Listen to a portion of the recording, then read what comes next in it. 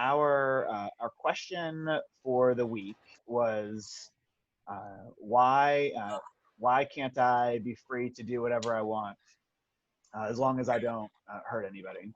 Um, and I think that's a pretty common question. I think especially in in our culture, and where you have uh, just a huge um, uh, desire for independence and for personal freedom and that sort of thing. Sarah, do you feel like in Mexico like it's pretty similar, or because it's a culture that sort of focuses or that values like family and that sort of thing a lot, do you see it sort of less of an individualistic uh, kind of perspective on things? Does that make sense? Yeah, probably a little less individualistic, just because they are so family oriented, and like traditionally you stay with your family and you don't really venture out on your own as much. But I think that's sort of changing. Mm-hmm. Like, because you stay with your family so much, you kind of do what they want you to because you're still living in the same house. But yeah, I think it's changing some. So yeah, but yeah, protests and like speaking out is not really, it's not looked on the same. It doesn't happen as much, and it's not looked at as the Right. same. Yeah. Yeah. Sort of like going against the authority or that sort of thing Yeah. is not as sort of socially acceptable, I guess. Yeah. No. Yeah, that's interesting. Um, uh, when we well, let me do this real quick. Normally I'm kind of talk about some different resources that we have. So this week I use this Tim Keller, Making Sense of God, has a chapter basically called the same thing as what our sermon title was, and so that's really helpful. This book I mentioned in the sermon, and we'll read something out of here in a little bit too, called Atheist Overreach by Christian Smith, which was pretty interesting. He he comes from the perspective of he's not trying to prove like Christianity or prove that God exists, but he's sort of trying to poke holes in atheism to say uh, it's um, it's hard to be an atheist and hold on to some of the sort of beliefs and principles that atheists want to believe in at the same time. So that was really good. And then we're going to talk a little bit about this book too, "You Are What You Love" by James K. Smith, and we'll talk about that in a little bit. And I'll kind of it's not something I really used in the sermon, but it's something that I thought we could talk about here for a little bit. Did anybody have any questions from the sermon, or anything that sort of stood out in talking about this?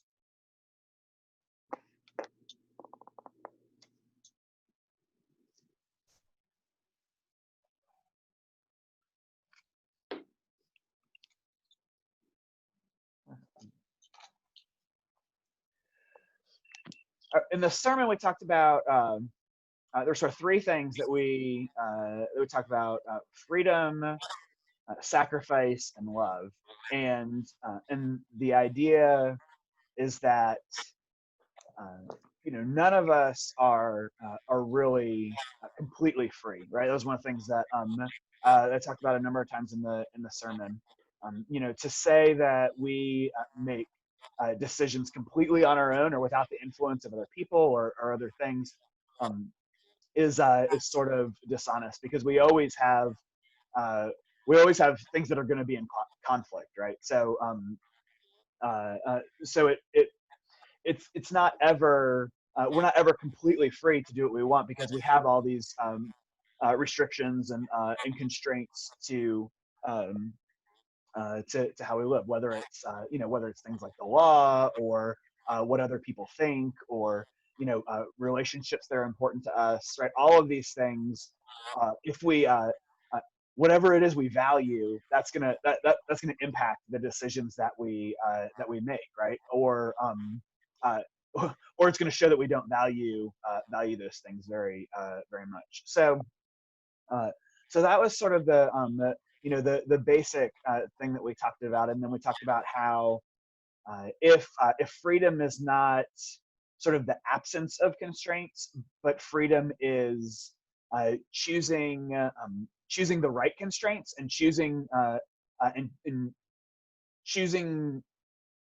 the right freedoms to let go of in order to experience the freedoms that we want to hold on to. Then how does what kind of life does the freedoms that you're choosing lead to, right? And so we talked about sacrifice, and we talked about love, and the idea that the freedom that the Bible talks about leads us away from sort of a selfishness. Oh, wait, you there? I lost it for a second. It leads us. All right. Sorry, there we go. It leads us more to a selfishness where the freedom that Jesus talks about leads us to a life of sacrifice, which at first sort of seems counterintuitive, that a life sacrificing and giving stuff up for ourselves is giving stuff up would actually lead to sort of the best life that we want to experience, or that we're made to experience. But Jesus says it's actually in giving ourselves away for Him, that we actually sort of take hold of the life that we were made for, the life that we were created for. And the reality is that if there's one thing that probably almost everyone agrees on that we really need as people, it's love, right? And people look for love in lots of places, and because we're all desperate to experience that. It's something that we need to survive. And so if we are using our freedom to do sort of whatever makes us happiest, and let it push us towards sort of this selfish pursuit of the world and the things around us, then very rarely will that lead to love. Will a life of selfishness lead to experiencing love? But what Jesus is telling us is that through sacrifice, right? This is how we actually experience love, right? Our willingness to sacrifice of ourselves, to give up something of ourselves for the sake of somebody else, is what's at the very heart, the very foundation of love to begin with. So that's sort of an overview of what we talked about this morning. I wanted to start by talking a little bit, talking about love from a little bit different perspective, and how what we love influences what we do. There's and this is where I was talking about that book, You Are What You Love, and he's actually pulling from Saint Augustine, all right, and his theology of this idea that most of the time in our lives, the decisions that we make and the things that we do are influenced less by a logical sort of reasoning and saying, well, let me sit down and think exactly what I'm going to do. Most of the time, we make sort of instinctual decisions in the moment based on what we want, right? Based on what's most important to us.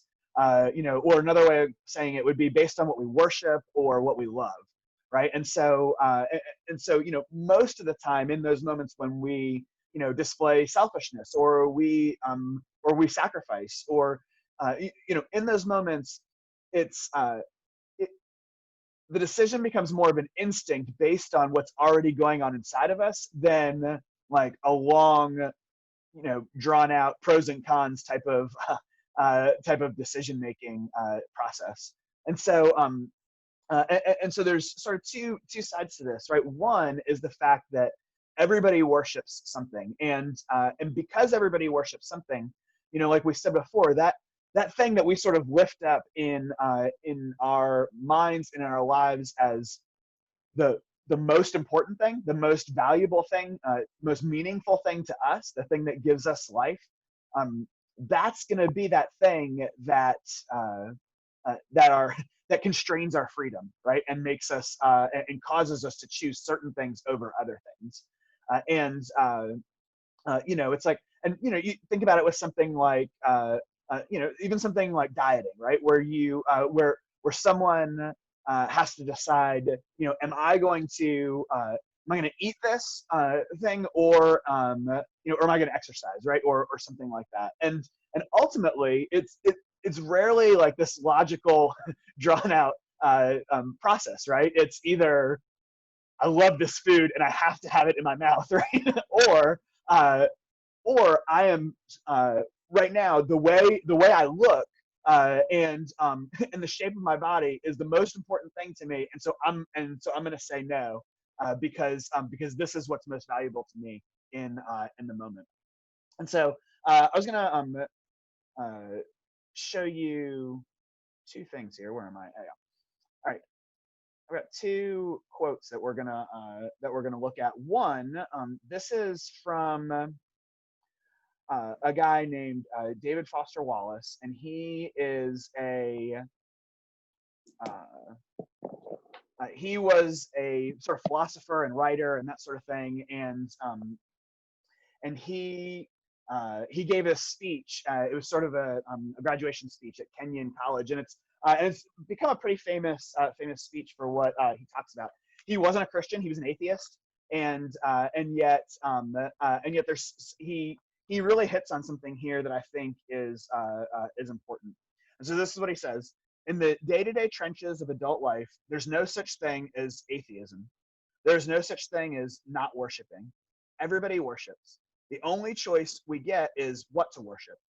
And an outstanding reason for choosing some sort of God or spiritual type thing to worship, be it JC or Allah, be it Yahweh or the Wiccan Mother Goddess or the Four Noble Truths, or some infrangible set of ethical principles, is that pretty much anything else you worship will eat you alive. If you worship money and things, if they are where you tap real meaning in life, then you will never have enough. Never feel you have enough. It's the truth. Worship your own body and beauty and sexual allure, and you will always feel ugly. And when time and age start showing, you'll die a million deaths before they finally plant you. On one level, we all know this stuff already. It's been codified as myths and proverbs, cliches, bromides, epigrams, parables, the skeleton of every great story. The trick is keeping the truth up front in daily consciousness. Worship, power. You'll feel weak and afraid. You'll need ever more power over others to keep the fear at bay. Worship your intellect, being seen as smart. You'll end up feeling stupid, a fraud, always on the verge of being found out. The insidious thing about these forms of worship is not that they're evil or sinful, it's that they are unconscious. They are default settings. They're the kind of worship you just gradually slip into, day after day, getting more and more selective about what you see and how you measure value without ever being fully aware that that's what you're doing. And so it's oh, whoops, here we go. There's the last part. So here's a guy who who didn't even really believe in God, and yet he could look around him and see the fact that everybody worships something, right? That there's some controlling idea or philosophy that that affects the way we see ourselves, affects the way we see the world around us and understand it. And so it's important, and it's important for us to recognize this because like he says, the hardest thing about it is that a lot of times we don't recognize it, right? we don't realize that that's the case. We don't realize how much our our looks affect how we think and what we do until we make a decision and we're like, why did I say that, or why did I do that? And we realize it was because it was informed by that, or because we want people to think we're smart, or a good parent, or whatever it might be. And so we have these things that, without even realizing it, totally affect the way that we go about our lives and the decisions that we make and the things that we do. And so like he says, everybody worships something, and when we talk about whether we're free to do what we want, in one sense, sure, we're free to do what we want, but the reality is that what we want is always going to be determined by what we've decided we love more. It's always going to be determined by what we decide we are worshiping. So then in this book, You Are What You Love, he sort of translates this a little bit into how we would understand this as a Christian. All right. And this is what he says. Because we are made to love the one who made and loves us, we love because he first loved us. We will find rest when our loves are rightly ordered to this ultimate end. But Augustine also notes the alternative. Since our hearts are made to find their end in God, we will experience besetting anxiety and restlessness when we try to love substitutes. To be human is to have a heart. You can't not love. So the question isn't whether you will love something as ultimate. The question is what you will love as ultimate. And you are what you love. So so one way of coming at this question, right? One way of coming at this question of why can't I do whatever I want as long as I don't hurt anyone, is to understand that what we're behind our decisions is often something that's controlling us because of how much it means to us, right? And what we've decided to love, what's captured our heart. And so so we're always controlled, we're always constrained by what has captured our hearts. And so in one sense, to talk to someone who is not a believer, right? And who doesn't love Jesus and doesn't know that Jesus loves them, then it would be hard to expect anything but them wanting to do something different from what Jesus calls them to do, right? Because ultimately the thing that is going to drive us and motivate us to do what Jesus is calling us to do is to be more in love with Jesus than we are in love with anything else in our life, right? And so this is what he talks about when he talks about rightly ordered loves, right? It doesn't mean that we aren't allowed to love our family. It doesn't mean that we're not allowed to to love friends and have really close friends. Doesn't mean that we're not allowed to love different things that we do, right? But ultimately, how are our loves ordered, right? Well, how are our what has the greatest priority in our lives? Because whatever sort of moves to the top of the list, that's the thing that's going to drive our decision making in the moment. And so that's why even as Christians, right, we can struggle with this, right? I mentioned this morning Romans 7, where Paul says, what I want to do, I don't do. What I don't want to do, I do. And really what he's saying is, he's not saying, I know that God calls me to do this, and so but then I go to do it and I decide, well, I don't want to do this thing that God wants me to do. Right? Sort of what he's saying is, in the moment, even though he knows what he is being called to do in order to follow Jesus, something else captures his heart even more in that moment and causes him to do the thing that in his mind he doesn't want to do, but his heart has been captured by this thing that draws him to it anyhow. And so this is just sort of a different way of understanding what drives our sort of our desires, and then what we want to do. But I think it's really helpful for us as believers, and as people who are sort of looking for what they believe, and why they do the things that the things that they do, right? And what the gospel does is it says it says that if we really understand what Jesus has done for us, right? If we understand the love that he's shown us and the depths that he's gone to show us that love by sacrificing himself for us, by giving his life for us. To the extent that we can understand that and believe it, and have it soak into our hearts, that's the extent to which we will love him more and more. And as our love grows for him, then our lives will naturally change as a result, because we won't process decisions more necessarily, but our instincts will change, because out of our love for Jesus as the most important thing to us, then our instincts about what we want to do in response to that will change also, and we'll naturally begin to choose what he loves and what he wants more and more, because our hearts will have grown to love him more, and then to want what he wants for us more as well.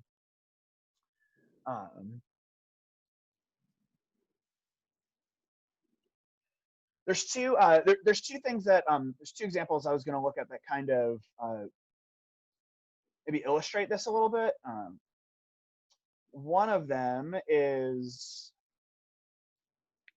a story I was going to read out of this book, and I thought it was interesting. He's saying he's talking about these two. Like I said, this Atheist Overreach book. Basically, he's read a bunch of the sort of the most influential atheist writers, and is sort of interacting with what they've said about different things. And here he's talking about these two atheists who were trying to explain what they how they would respond to someone who is sort of doing the wrong thing, to try and get them to do the right thing, right? Because they're trying to explain how could somebody be good without God, right? And so one of his responses was thinking about human nature, like we talked about this morning, and the fact that our nature is bent towards sin, right, and towards doing wrong, and so it's an interesting story that they talk about here about what they would do, and so here's what they talk about. They say, take the case study of the 2013 Boston Marathon bombing committed by the Zarenev brothers, who these atheists reprove for espousing a deeply misguided form of Islam. And so he says, how do Bear and Figueroa, these two atheists, think such terrorist behavior could be prevented? Right? How would we go about without God and the God compelling us to do right over wrong? How would we convince people to do the right thing over the wrong thing? And he says, this is what they say. Their solution is to try to use reason to persuade aspiring terrorists not to kill others. And then this is a quote from one of their books. They say, if I had been able to confront the brothers before they acted, I would have tried to reason with them. I would have explained why the bombings would not be in their own self-interest, nor in the long-term interest of their cause, to convince them that their worldview is not conducive to creating life happiness for themselves and the society they live in. Right, so that was their response, is that if they had the opportunity, they would have tried to convince through reasoning these brothers not to commit a terrorist act. And then this is what the author of this book says. He says, I too would like to see non-coercive reasoning do as much good work in the world as possible. But to think that sitting down with terrorists and other bad people and appealing to their enlightened self-interest in happiness, to think that will change their minds and turn them into good people is extremely naive. And not because of any religious doctrine or original sin, but because such an expectation is so far removed from the facts about how many people in the real world actually think, feel, and operate. Right. So he's saying, I think it's a helpful example because most of us can look at that and say, if you were to have gone and rationally explained why committing this terrorist act uh, would not have been in their best interests or in the best interests of the people around them, uh, you know, we we're pretty sure that would not be effective, right? Because something like that is not based in logical reason, right? It's based in passion for one's beliefs, and it's the passion for their beliefs and their desire to act according to those beliefs and those and the things the things that they hold most dear that drives them to do that in the first place. And this is what we've been saying, right? That our loves, what our heart loves most, is what's going to drive our behavior, not necessarily rational thinking. There's another thing that I was going to mention, which is pornography, right? I mentioned this just briefly in the sermon, but I thought these are some interesting statistics about pornography that I think reveal one that like I mentioned this morning, it's really hard for us to agree on what's harmful and what's not, right? Because of when we look at something like pornography, where there's so much evidence, right, to show the damage that pornography does to the people that watch it, the people that are involved in the industry, the people in like the sex trade industry that are trafficked because they're a part of this world. There's so many different things that logically and with evidence you could say this is not good. And yet, listen to some of these statistics. 13 in 2006, the sex-related entertainment businesses made $13 billion just in the U.S. All right, that's 15 years ago. All right, the numbers have gone up a ton since then. Look, 28,258 users are watching pornography every second. $3,075.64 is spent on porn every second on the internet. 1 in 5 mobile searches are for pornography, and it says and it shows it's. And look what it says about the percentage of subscriptions. They're in more urban than rural areas.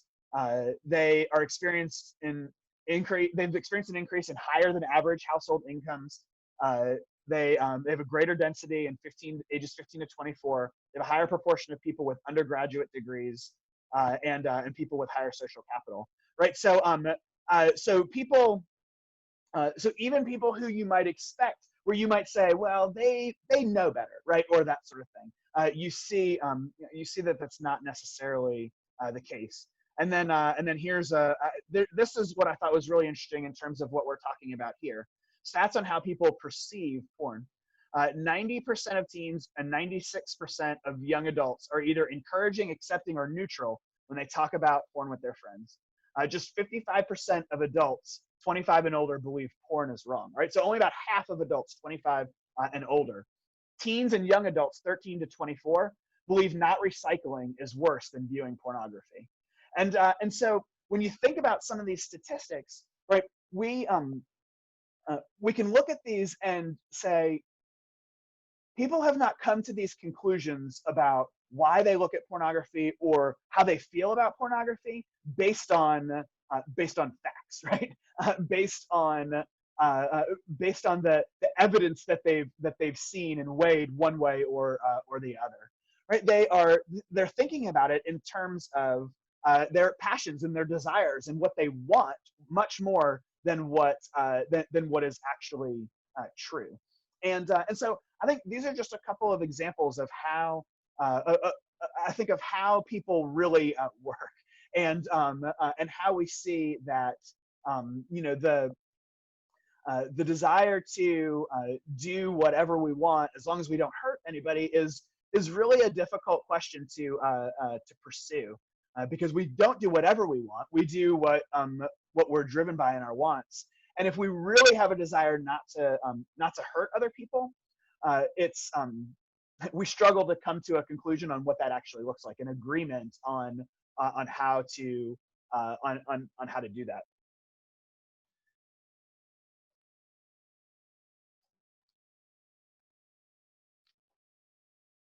Let's see. There were a couple other things that I was going to mention, of sort of subjects that weren't covered in the sermon, that maybe they were things we could have talked about when it comes to this subject, but we just there's only so much time in a sermon, and you can't talk about it all. The first is authority, right? On one hand, like we've been talking about, we can say that we're driven by sort of our loves, we're driven by our passions to decide what we do and what we don't do, but there's also another side to how the Bible talks about what we're to do and not do, and that has to do with authority, right? The fact that if God is the creator and sustainer of all things, right? If he has made us, then he is in charge, right? Pastor Nathan talked about this in the children's sermon today. That that whether we feel like doing what God says or not, there's also an element of it that we don't really have a choice, right? That if like Jesus says in Matthew 28, all authority has been given to him, authority from heaven, authority on earth. If all authority has been given to him, then we have to do what he says, right? We have to listen to him, and so just saying I don't feel like it or I don't want to, right, isn't enough, right? I mean, you think about that with your boss, right? And at work, and you would say, your boss. We all have things that our boss asks us to do for our job that we don't want to do, right? Now we can say, I don't want to do that, right? But he can also say, you're fired, right? And so there, we understand the idea of authority, right? And the fact that if there's someone that has authority over us, and they are telling us to do something, we have to do it, whether we want to or not. We're compelled by that authority as well. And so now the fact that Jesus is our authority, but he's also our loving Savior, right, is huge, right? Because it means that his authority is not heavy-handed, right? And there is a sense in which you think about something like the truth, right? And when we claim to have the truth, is there a way in which claiming to have the truth can be used to hurt people, or to be used sort of as a weapon? Sure, right? I mean, we see that lots of times where people, in the name of truth, right, do really terrible things, and can be even abusive in the way that they apply that truth, and they use that truth. And so it's important when we talk about Jesus's authority to also talk about the fact that that like we saw in John 15 today, greater love is no one than this, than he lays down his life for his friends, right? And Jesus has called us friends, and he's laid down his life for us. And so we are we're compelled to follow his authority because of his love towards us. But whether we whether we want to or not, that authority exists, and that authority is there.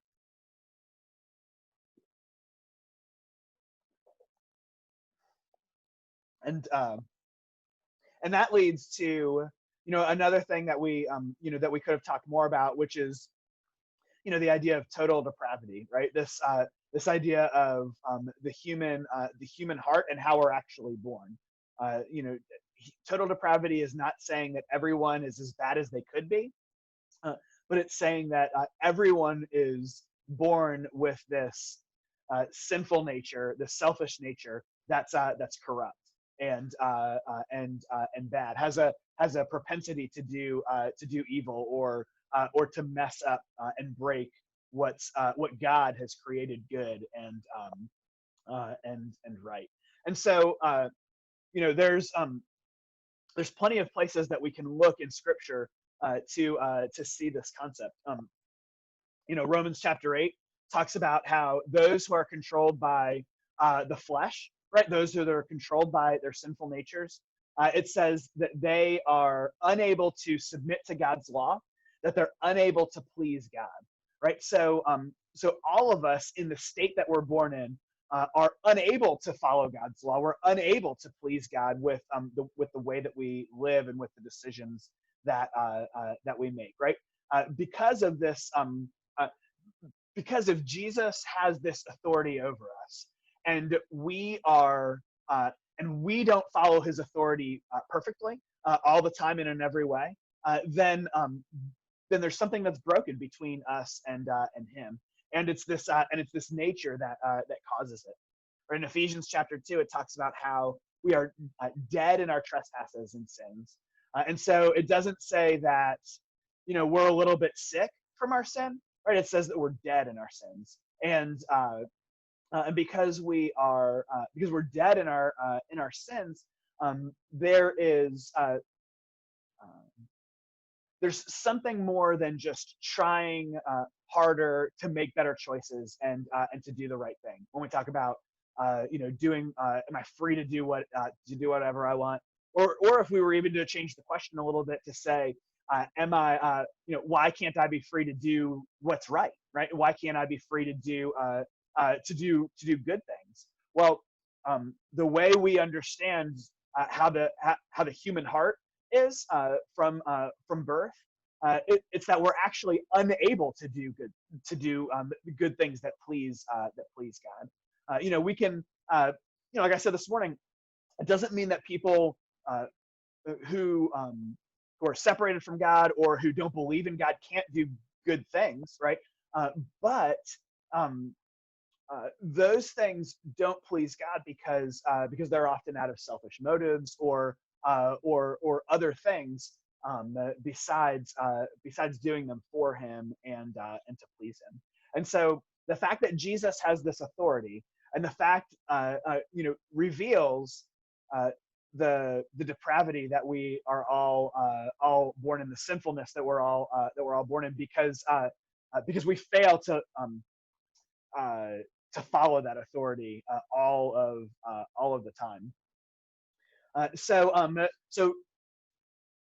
which leads to sort of the next thing that's really important about how we understand salvation, how we understand how we get to the place where we're able to please God, where we're able to do things that are good and that are at the same time that they're good, they're pleasing to God, and that's regeneration, right? It's this idea that if we're born with a sinful nature, with a heart that's sort of dead and broken towards God, then we need something to come in and fix our hearts, right? And this is what the gospel talks about, right? Is that we're all we all experience this separation from God, this inability to please God, to do what's good and to do what's right. And so we need a new heart. We don't just need some medicine to sort of help us feel a little bit better.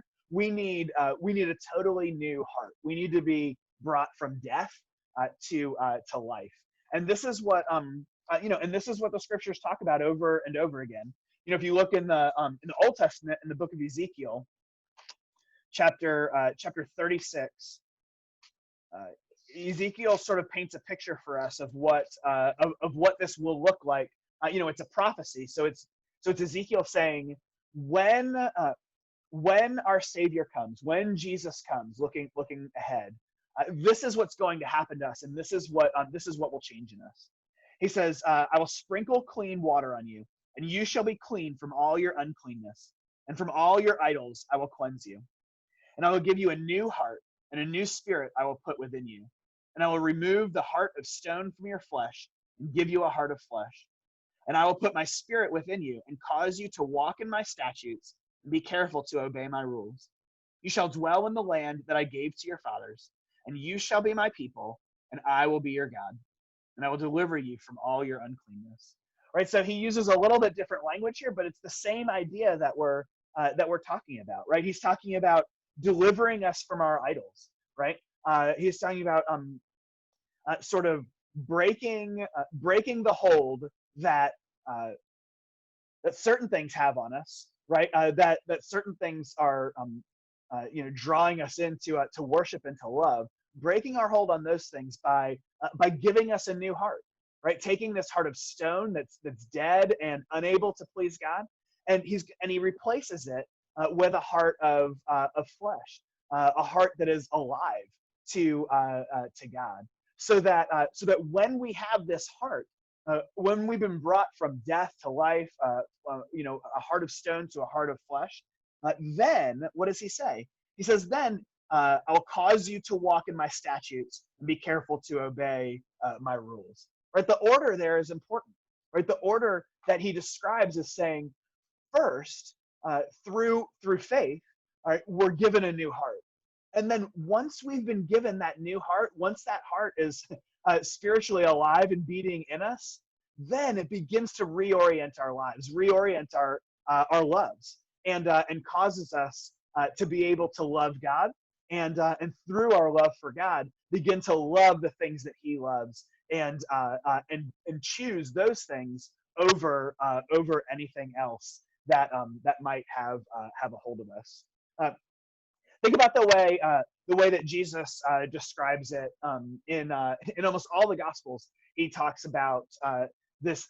He gives this picture of a tree, right? And he says a good tree, right, will bear good fruit, and a bad tree will bear bad fruit, right? And so what's he talking about as he gives us this image? He's saying, you can't just staple really healthy, delicious looking apples to a dead tree, right, and say that the tree is alive. The way that you get the way that you produce healthy apples is that you have a tree that's healthy, right? You have a tree that's full of life that is then producing these beautiful, delicious apples. A dead tree is never going to produce good fruit to eat. And so he's saying the same thing we read in Ezekiel, right? That if our lives are going to produce good fruit, if our lives are going to produce good and even sacrifice and love, like we talked about this morning, that we're made for, then it doesn't start by trying hard to do good things. It starts by changing what's at our heart, right? Changing the type of tree we are, and when we are made alive, right, through a new heart, when we're made like this good tree, this healthy tree, then God will begin to produce good fruit out of us. He'll produce good things as a result. But it always starts with the heart, right? It always and this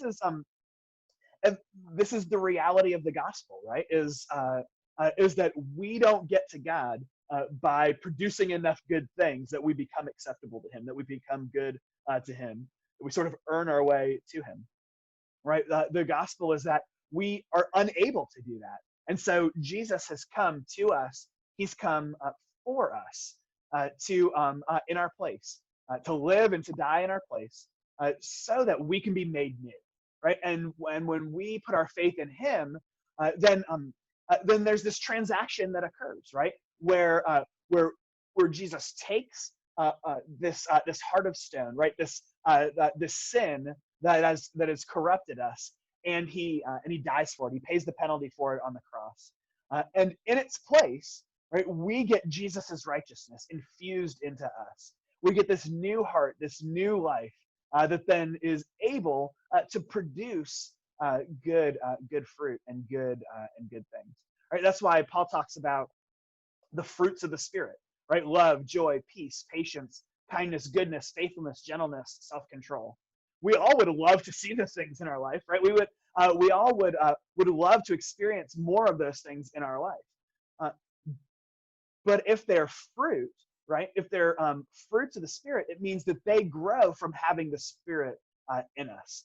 They don't grow from what we produce ourselves. They grow from what Jesus is doing in us. And again, that comes back to the loves that we talked about in the beginning, right? To the extent that we experience God's Spirit in us and are transformed to love Him more, we're able to produce. Our lives produce more good fruit as a result.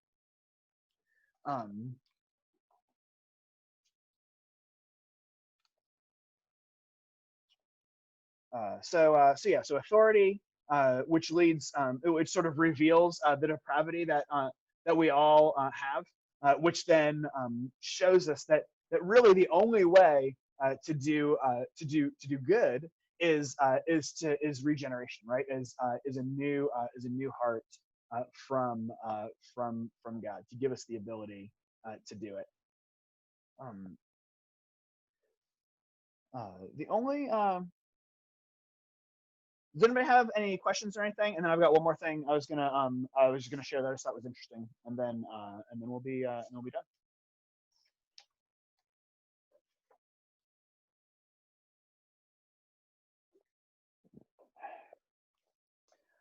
I thought it was pretty interesting. There's a number of different places that you can go. There's been a lot more research done lately on the statistics of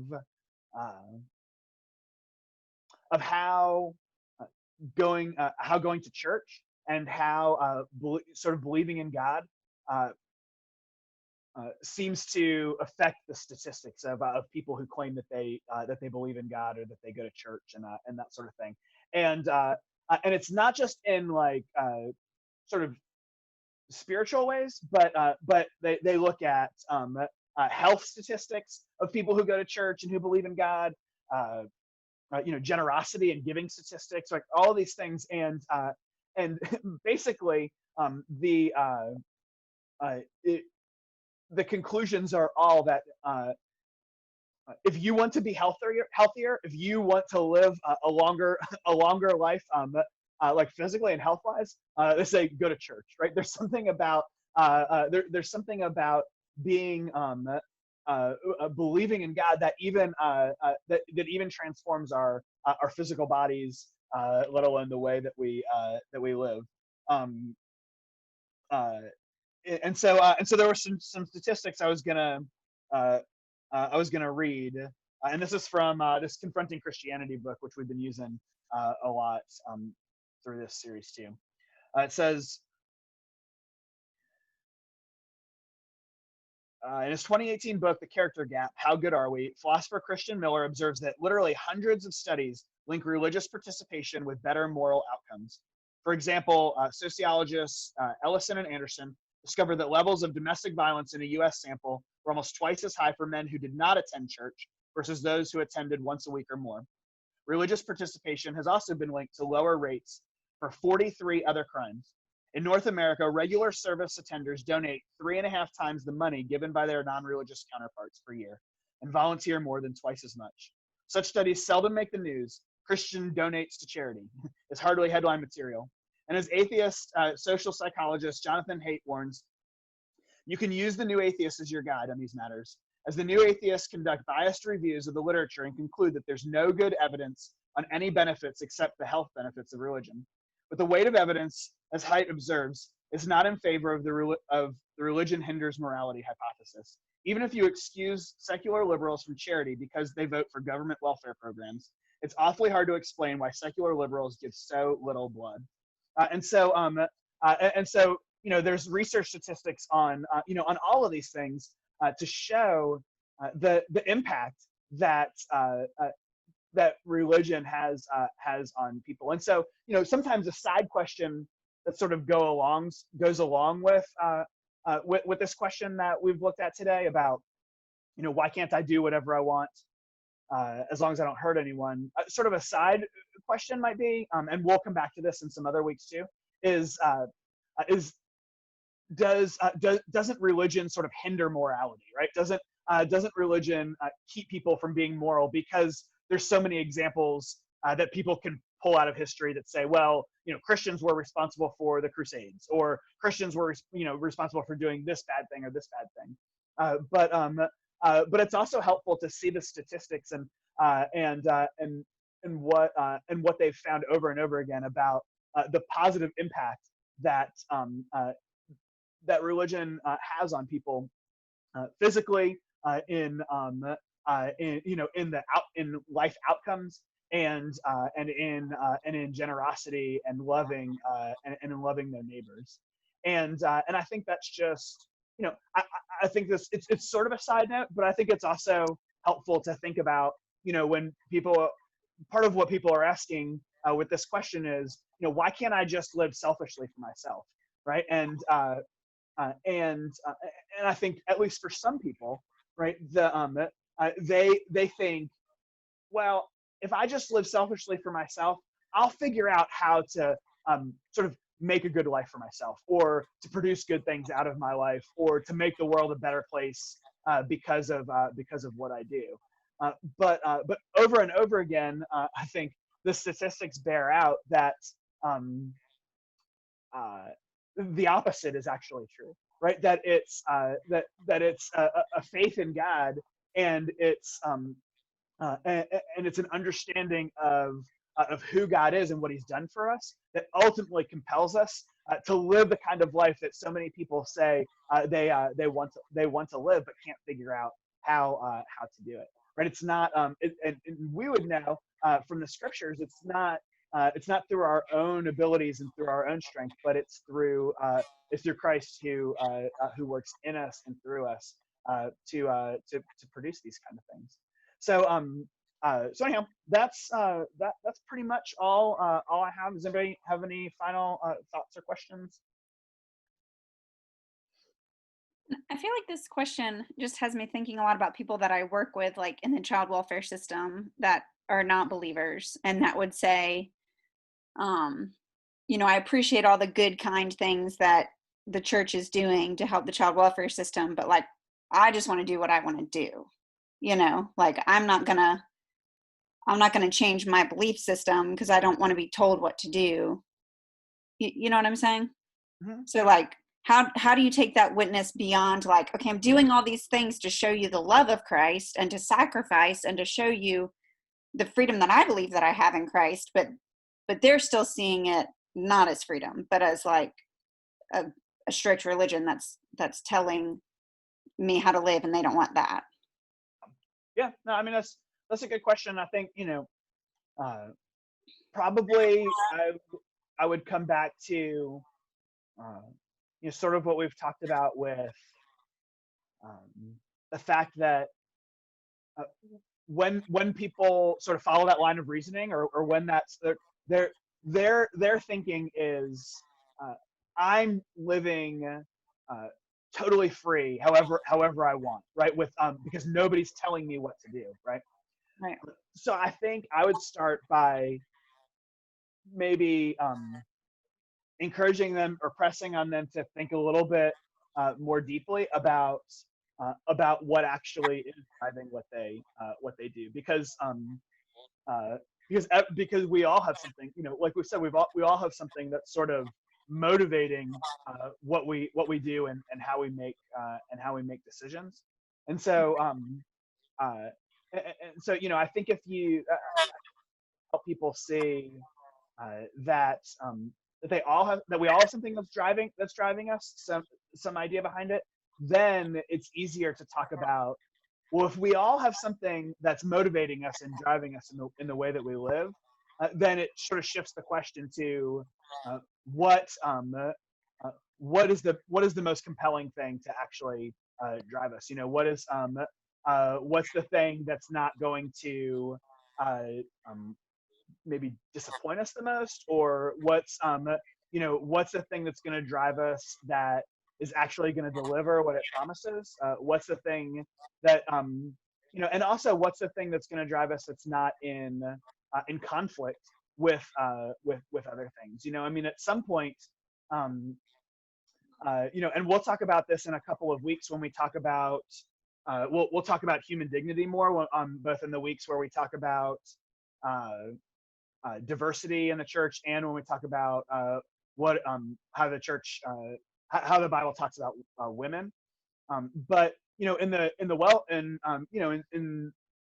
sort of in the social work world, I think I think there's definitely a place where everyone would agree, well, we do this work because we believe that every child matters, right? And that every child has value, and so we don't want them to be left behind. We want to care about them, but which is true, right?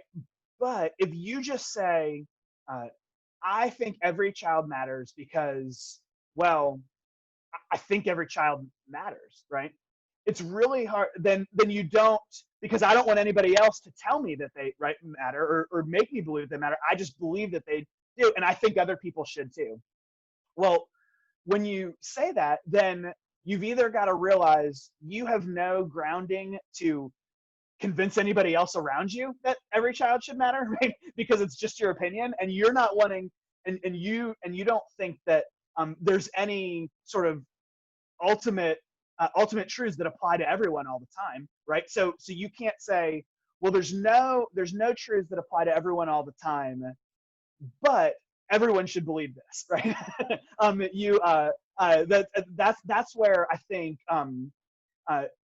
people don't realize that their beliefs are in conflict, right, with their own beliefs and what they're trying to think. And so